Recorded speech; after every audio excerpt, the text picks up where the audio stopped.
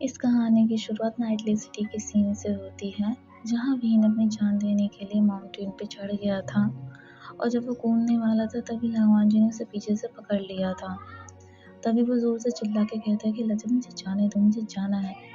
तभी सडनली वहाँ पे जियांग चैन आ जाता है, जिसकी आंखों में गुस्सा और दुख साफ नजर आ रहा था। पर वो वहाँ पे कुछ आके कहता तो नहीं है, अपनी शॉट को बाहर निकालता है, वहाँ पे पास में रखी हुई रॉक पे हिट करता है, इसकी वजह से वो रॉक टूट जाती है। वो रॉक लांगवान जी और विहीन के पास में थी, इसकी वजह से अगर वो रॉक थोड़ी सी भी टूटती तो विहीन के साथ लांगवान जी भी उस पहाड़ पे से नीचे गिर जाता।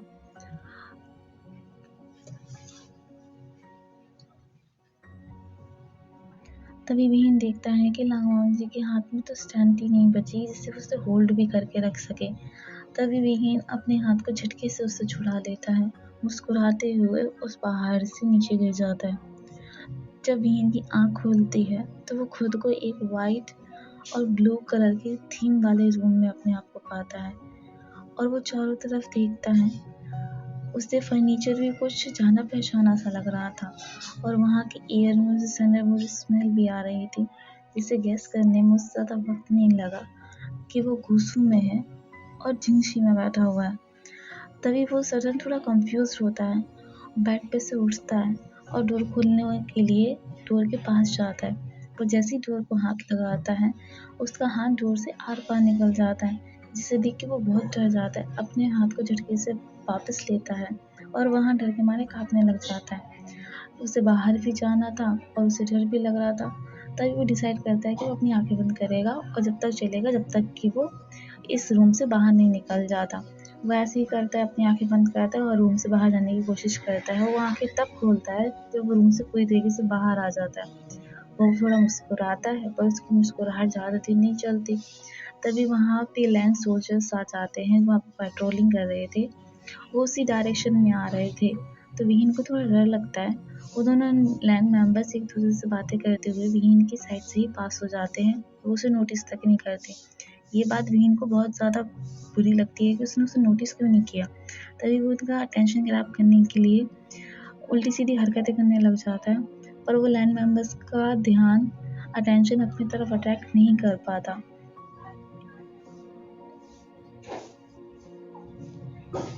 तभी वो दोनों लैंड मेंबर्स को एक दूसरे से बातें करते हुए सुनता है। वो दोनों लैंड मेंबर एक दूसरे से कह रहे थे कि सारी गलती तो एलियन पैट्रियार्क की है ना, तो हम मुझे उनको क्यों पनिशमेंट दी जा रही है। ये लाइन सुनते ही विहीन की बॉडी से फ्रोजन हो गई थी। उसे कुछ भी समझ में नहीं आ रहा था, ये दोनों क्या बातें कर रहे हैं। वो बिना सोचे समझे तभी विहीन एक भागते भागते एक फेमिलियर प्लेस पे पहुंच जाता है, जहाँ पे उसे याद आता है कि उसे भी यहाँ पे पनिशमेंट मिल चुकी है।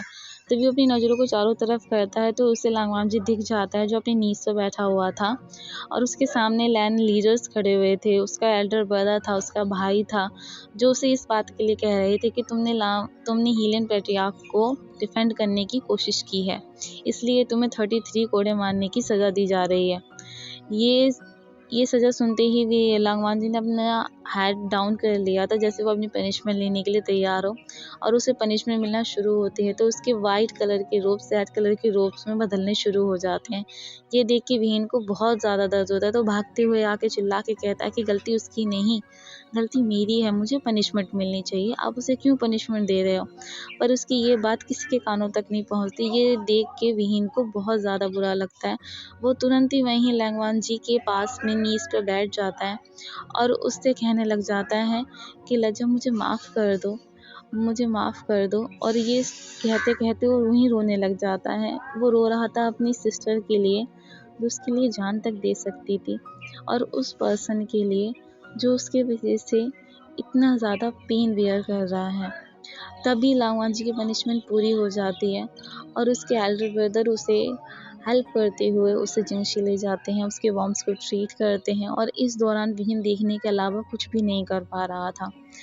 तभी विहीन उसके पास जाके उसे प्यार से देखता है और पास में रखी हुई चेयर पे जाके बैठ जाता है, उसे ऑब्जर्व करने लग जाता है।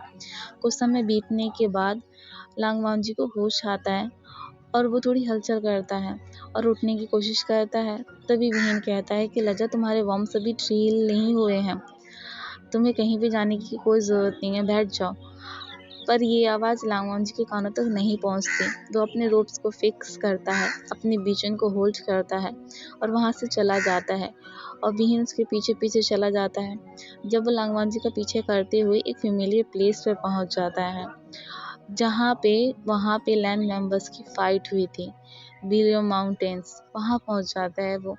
वहाँ पे पहुँचते ही उसे सडन किसी चीज़ की याद आती है और वो उसी की तरफ भागना शुरू कर देता है। उसे आयुन की याद आ जाती है। जब बैटल शुरू होने वाली थी तो उसने आयुन को कहाँ पे छुपा दिया था और वो ये सोच के कहीं भागे जा रहा था कि कहीं उसे कुछ हो तो नहीं गया। जब वहाँ पे भागते वो फेमिलियर प्लेस पे पहुँच जाता है तो उसे एक फिंगर नज़र आती है।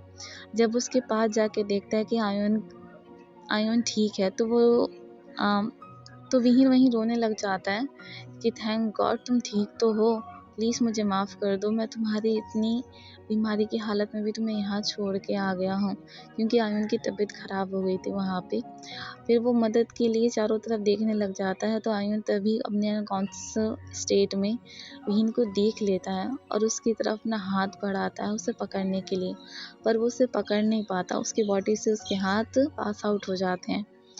तभी ये देख के विहीन को तो बहुत बुरा लगने लग जाता है, तो वो चारों तरफ लांगवान जी को ढूंढने लग जाता है कि लांगवान जी कहाँ पे है।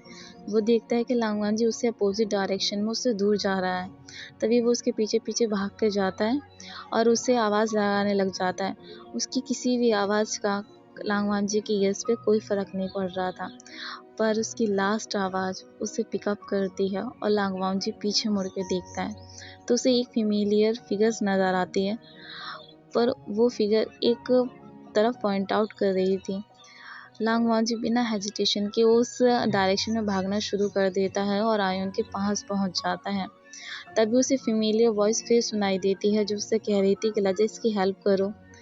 सडन वो फिगर वहाँ से डिसअपेयर हो जाती है, पर वहाँ पे विहीन फिर भी खड़ा हुआ था। विहीन ने सब कुछ देखा था कि कैसे लांगवान जी ने आयुन को अपनी बाहों में उसे पकड़ा हुआ था, कैसे उसे ले जाके जंगशी में बेड पर रखा, उसके वॉर्म्स को ट्रीट करने के लिए अपने ब्रदर को कहा और जाके अपने अंकल के सामने नीज पर बैठ गया ताकि उसे वो परमिशन दे दे आयुन का एज अ सन अडॉप्ट करने की। फिर थोड़ी देर के बाद वो दोनों एक साथ बेड पे लेटे हुए थे, आयुन और लांगवांग जी, और वहाँ पे विहीन आता है। विहीन आयुन के पास जाके उसके बालों को प्यार से सहलाते हुए उसके फोrehead पे किस करते हुए कहता है, प्लीज़ आयुन मुझे माफ़ कर दो, मैं तुम्हें वहाँ अकेला छोड़ आया था, प्लीज़ जल्दी ठीक हो जाओ। तुम्हें ऐसे देख के तो मेरे हार्ट में पेन होने लगा है। वो तभी दूसरी तरफ जाके लांगवांग जी के पास जाता है, उससे कुछ कहता तो नहीं है, उसके पास में जाके फ्लोर पे बैठ जाता है, अपने हेड को बैक पे रखता है और उतनी दूरी से उन दोनों को देखने लग जाता है। तभी सडन विहीन को थोड़ा आंखों पे भारीपन सा लगने लग जाता है और उसकी आंखें थोड़ी बंद होने लग जाती हैं। उसे नींद सी आने लगी थी, तो वो थोड़ा सोचता है कि जब से वो इस स्टेट में आया है तब से तो उसे थकान महसूस ही नहीं हुई, तो उसे नींद कैसे आ रही है। फिर उससे वो अपने आप गैस करता है कि शायद वो आयुन की और लांगवान जी की हेल्प कर रहा था, इसीलिए उसे नींद आने लगी है। वो जैसे अपनी आंखें बंद करता है तो सडन एक डार्कनेस में खो जाता है। उस डार्कनेस में से किसी की आवाज़ आती है, उसका नाम ले रही थी, बेवुशन, बेवुशन उठ जाओ। जब बेवुशन अपनी आंखें खोलता है, चारों तरफ देखता है तो वो फेमिलियर प्लेस वहाँ नहीं था। वहाँ पे ना कोई बिल्डिंग्स थी, ना फर्नीचर्स था, वहाँ पे सिर्फ पेड़ लगे हुए थे, चारों तरफ जंगल था और उस जंगल के सामने एक पर्सन था जिसके लॉन्ग हेयर थे, सिल्वर आइज थी और पेल बॉडी थी। तभी विहीन कहता है तुम कौन हो।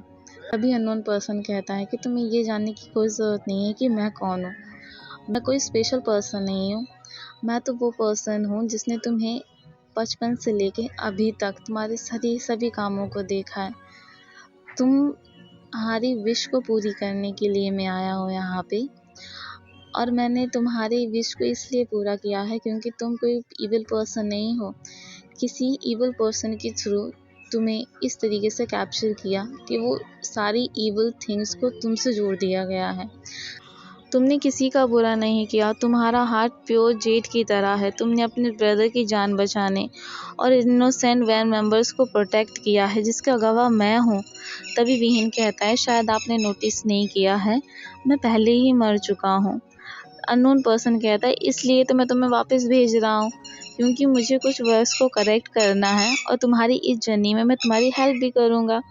तभी वह अपना हाथ ऊपर उठाता है और जो विहीन की चैंगचन उसके हाथ में आ जाती है, जो रिसेंटफुल एनर्जी से फुल थी। पर तुरंत वो रिसेंटफुल एनर्जी पूरी तरीके से गायब हो जाती है और विहीन की फ्लूट ब्लैक से वाइट जेड में कन्वर्ट हो जाती है, जिसके ऊपर रेड कलर से डिज़ाइन बने हुए थे।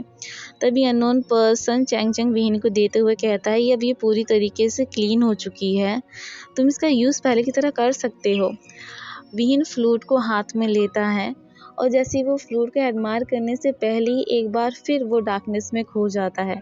जब विहीन ने अपनी आंखों को खोला तो उसे थोड़ा पेन फील हुआ, तो विहीन अपनी आंखों को बंद करता है, गहरी सांस लेता है, फिर अपने सेंसेस को ओपन करता है और चारों तरफ नोटिस करता है कि वो अपने कमरे में है और चैंगचैंग भी उसके हाथ में है। कमरे के चारों तरफ देखते हुए विहीन कहता है कि जिंगशा ने शायद मेरा रूम डिस्ट्रॉय कर दिया है। ये कहते हुए विहीन थोड़ा सैड हो जाता है। तभी तभी विहीन की डोर की ओर नज़र जाती है, जहाँ एक बच्चा जिसने गोल्डन रोब्स पहने हुए थे, वह चिल्लाते हुए वहाँ से भाग जाता है। वह कहता है, विहीन अंकल उठ गए, विहीन अंकल उठ गए। तभी विहीन सोचता है, जिन रूहान यहाँ क्या कर रहा है, और ये जिन रूहान बॉय मुझे अंकल क्यों कह रहा है। अगले पल बहुत से फुटस्टेप्स विहीन को सुनाई देते हैं, जो उसी की तरफ बढ़ रहे थे। विहीन थोड़ा कंफ्यूज्ड होता है। वहाँ जियांग चैन अकेला नहीं आया था, उसके साथ उसकी प्यारी सिस्टर याली, मैडम यू और अंकल जियांग भी थे। तभी विहीन ने सभी को एक साथ देखा तो उसकी आंखें आंसुओं से भर गईं। उसका दिल इमोशंस के बहुत सारे पलों को एक साथ महसूस करने लगा। तभी उसका भाई जियांग चैन अपनी इमोशंस और अपनी आंखों के आंसुओं को होल्ड करते हुए कहता है, यू इडियट, तुम ऑलमोस्ट मर ही चुके थे और हमें छोड़ के जाना चाहते थे क्या। पर विहीन को जियांग चैन की कोई बात समझ में नहीं आती। वो तो बस रोए जा रहा था, क्योंकि उसे अपने होम्स को, अपने फैमिली मेम्बर्स को बहुत मिस किया था। तभी यानली कहती है, शुक्र है तुम उठ तो गए यहाँ। तभी अंकल जियांग विहीन को गले लगाते हुए कहते हैं, बस चुप हो जाओ। उसे कंफर्ट करते हैं और उसे रोने से मना करते हैं। तभी डॉक्टर उनका अटेंशन और उनके फैमिली मैटर में इंटरफेयर करते हुए कहता है, क्या मैं अब इन्हें चेकअप कर सकता हूँ। सभी लोग विहीन से दूर हो जाते हैं और डॉक्टर कहता है, मैं इंश्योर कर लेता हूँ कि विहीन अभी सही हालत में है या नहीं। डॉक्टर चेकअप करने के बाद कहता है, विहीन के शरीर में पोषक तत्व की कमी हो गई है, इसे वॉक करने में डिफ़िकल्टी होगी कुछ दिनों तक, क्योंकि इसने अपने लेग्स को 11 साल से मूव नहीं किया। तभी विहीन ये बात सुन के बिल्कुल शॉक्ड हो जाता है और डॉक्टर की तरफ अपनी बड़ी बड़ी आंखों से देखते हुए कहता है, 11 साल। तभी डॉक्टर कहता है, क्या तुम सब भूल गए हो, तुम्हें कुछ याद नहीं है कि 11 साल हो चुके हैं तुम्हें कोमा में गए हुए, और तुमने 11 साल से अपने लेग्स को मूव तक नहीं किया है। तभी वो अपनी कंफ्यूज भरी नज़रें जियांग चैन की तरफ करता है, तो जियांग चैन कहता है, तुम्हें कुछ नहीं याद। जब वैन क्लैन ने युमक पर हमला किया था तो तुम्हें वो ले गए थे और तुम्हें टॉर्चर किया था और तुम्हें महीनों लग गए थे हमें ढूंढने में। वो हंगुन जुन ही थे जिन्हें तुम्हें खोज लिया था। तुम ऑलमोस्ट मरने ही वाले थे, तुम डेथ की तरह एक कोमा में चले गए थे। और तभी अचानक विहीन को अननोन पर्सन की बात याद आती है, जो उससे कह रहा था कि मैं तुम्हें वापस भेज रहा हूँ, मुझे कुछ चीज़ों को ठीक करना है और तुम्हारी इस जर्नी में मैं तुम्हारी हेल्प भी करूँगा। जब विहीन अपने ख्यालों में खोया हुआ था, तभी जियांग चैन की आवाज़ उसके ख्यालों से उसे बाहर लाती है और जियांग चैन कहता है, उसे अकेला छोड़ दो, उसे चेंज भी करना होगा। वेबुशिन बाद में मुझे सब कुछ एक्सप्लेन भी करना है तुम्हें, अपने थॉट को अरेंज कर लो। मैडम यू डायरेक्ट विहीन की आंखों में देखने की हिम्मत नहीं कर पा रही थी। वो चारों तरफ देखती हैं और उसके बेटे को कंफर्ट करने के लिए उसे गले लगाना चाहती थी, पर उनकी हिम्मत नहीं हो रही थी कि कैसे उन्हें अपने बेटे को पास्ट में उसे ऐसे ट्रीट किया था। तभी तभी जियांग चैन रूम से जाने का ऑर्डर दे देता है और मैडम यू बाकी सब उसे ऐसे ही रूम में अकेला छोड़ के चले जाते हैं। तभी जियांग चैन डांटने की कोशिश करते हुए और अपने आप को टफ दिखाने की कोशिश करते हुए कहता है कि तुम्हें तो मुसीबत को इनवाइट करने की आदत सी हो चुकी है। तभी वेन सिचुएशन को सीरियस होने से बचाने के लिए हंसते हुए कहता है, जियांग चैन अब बताओ ना क्या हुआ था अटैक के बाद और अब तक। वैन क्लैन हमें पकड़ने के लिए घात लगा के रखे थे, लेकिन वो सब फेल हो गए। वो सब कुछ ले जा पाए क्योंकि मैडम ने हमें जेट से तुम्हें हिट कर दिया था और हम श्योर नहीं है इसके बाद तुम्हारे साथ क्या हुआ, लेकिन उस समय तुम मिसिंग हो गए थे। हमने यूनिवर्स के जितने भी डैमेज पार्ट्स थे हमने उसे रीबिल्ड किया। तुम्हें ना तो वैन सिबलिंग्स ढूंढ पाया और ना हम। फिर तुम हमें 11 साल के लिए कोमा में चले गए थे।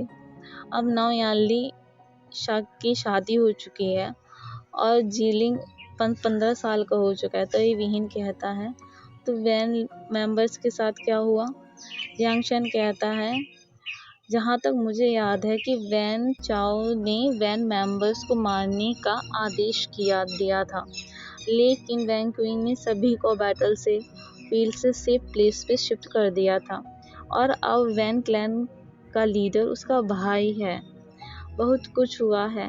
यांग चैन की बात को ब्रेक करते हुए कहता है कुछ सालों में तो बहुत कुछ हो गया। मैंने तो सब कुछ मिस कर दिया। 11 साल सो जो गया था मैं। जीलिंग भी 15 साल का हो गया। जियांग चैंग 3 साल के दौरान जो कुछ भी हुआ था इसके बारे में विहीन को बताना नहीं चाहता था। तभी उस विहीन उससे पूछता है कि और 3 साल में क्या हुआ था। तभी उसकी बात को टालते हुए कहता है ऐसा कुछ खास नहीं हुआ था, मैंने सिर्फ तुम्हारा इंतज़ार किया था। पर विहीन देख सकता था कि जियांग चैन के फेस के एक्सप्रेशंस बिल्कुल सैड हो चुके हैं, तो उसे वो पूछने की हिम्मत नहीं करता। विहीन अपने ब्रदर को कंफर्ट करने के लिए उठने की कोशिश करता है, पर वो गिरने वाला ही था कि जियांग चैन उसे पकड़ लेता है और कहता है स्टूपिड पर्सन, तुम्हें इतनी हर चीज़ की जल्दी क्यों होती है। तुम्हारी बॉडी पूरे 10-11 साल से कोमा में भी थी और तुम अभी उठने की कोशिश कर रहे हो। तुम्हारे मसल्स भी कितने वीक हो चुके हैं, अपने आप को देखो। तभी विहीन अपने आप को देखता है तो वो कहता है सच में मेरी बॉडी कितनी स्मॉल लग रही है। जैसे वह अपने आप को आईने में देखता है तो वो नोटिस करता है कि उसके बाल ग्राउंड को टच कर रहे थे, जिसकी लेंथ देख के तो विहीन की आंखें खुली की खुली रह गई थी। तो वो कहता है कोई बात नहीं, मैं इसे बाद में कट कर दूंगा। तभी वो अपने आप से बड़बड़ाते हुए कहता है हीलन पैट्रियार्क इज द बैक। तो वो जियांग चैन को तभी जियांग चैन उसे चेंज करने के लिए यहाँ पे छोड़ देता है और पास वाले रूम में जाके उसका वेट करने लग जाता है।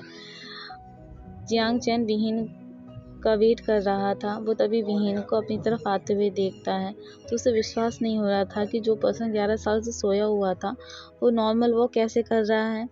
तभी विहीन के फेस पर स्माइल आ जाती है कि वो एडमिट कर ले कि उससे मिस किया था, पर जियांग चैन उसकी उस स्माइल से दूर जाते हुए कहता है नहीं, ऐसा कुछ नहीं हुआ था, मैंने तुम्हें कभी मिस नहीं किया था। तभी डोर के पास में एक फेमिलियर सा फिगर अपेयर होता है जिसने अपने हाथ में फैन को होल्ड किया हुआ था और वो कहता है वे वुशन, तुम्हारी इतनी हिम्मत कि तुम 11 साल के लिए कोमा में चले जाओ और हमें यहाँ अकेला छोड़ दो।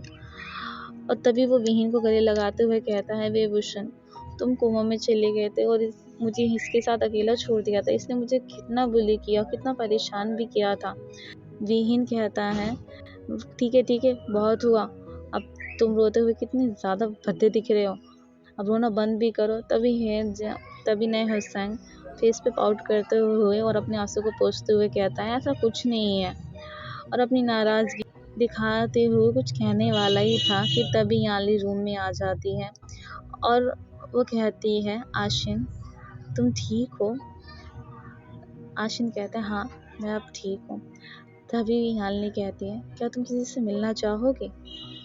तो वो अपने पीछे से एक बच्चे को निकालती है तो उससे कहती है कि ये जीलिंग है, तुम इससे मिलोगे नहीं।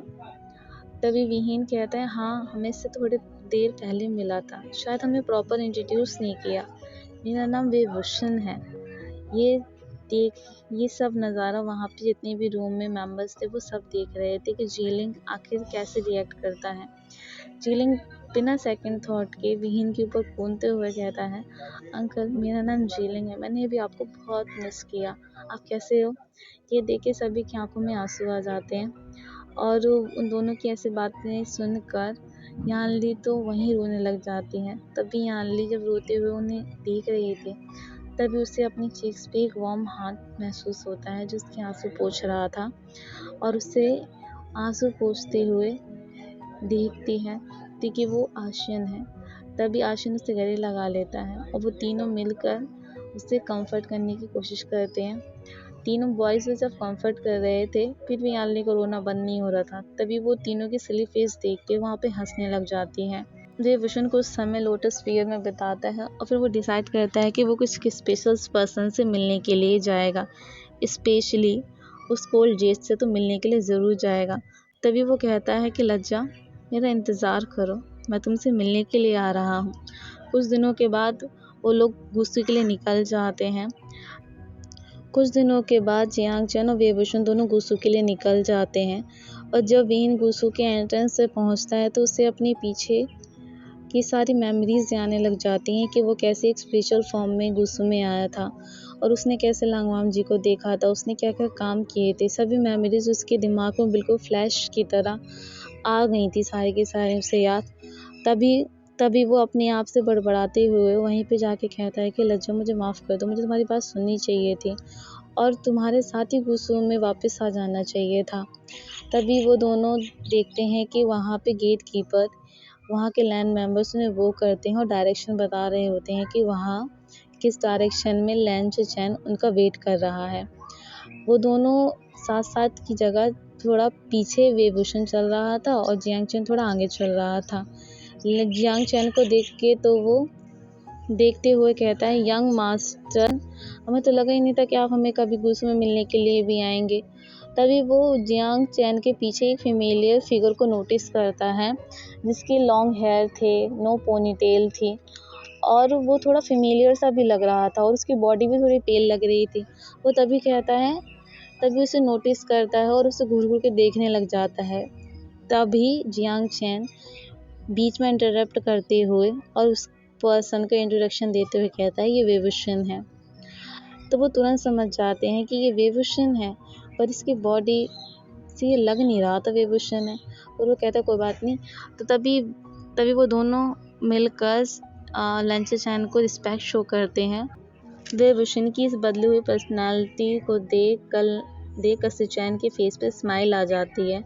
वो बहुत जल्दी आ जाएगा, तुम उसका वेट कर सकते हो जिंगशी में। वेवुशन की स्माइल फेस के साथ उन्हें दोबारा बो करता है और वहाँ से वो चला जाता है। जियांग चैन तुरंत लंच चैन से पूछता है, हंग जुन को तो पसंद ही नहीं है ना कोई भी जिंगशी में जाए। इस क्वेश्चन को लंच चैन इग्नोर कर देता है और उसे अपने साथ वहाँ से ले जाता है।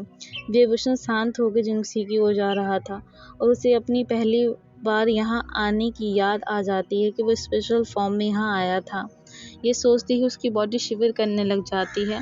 वो इसके बारे में अब ध्यान से सोचता है तो उसे सब एक ड्रीम की तरह लगने लग जाता है और वो बाहर जाके डोर के पास थोड़ा उदास हो जाता है। वहाँ देखता है कि वहाँ पे फ्लावर्स थे। वो रूम का गेट खोलता है और अंदर जाके वहाँ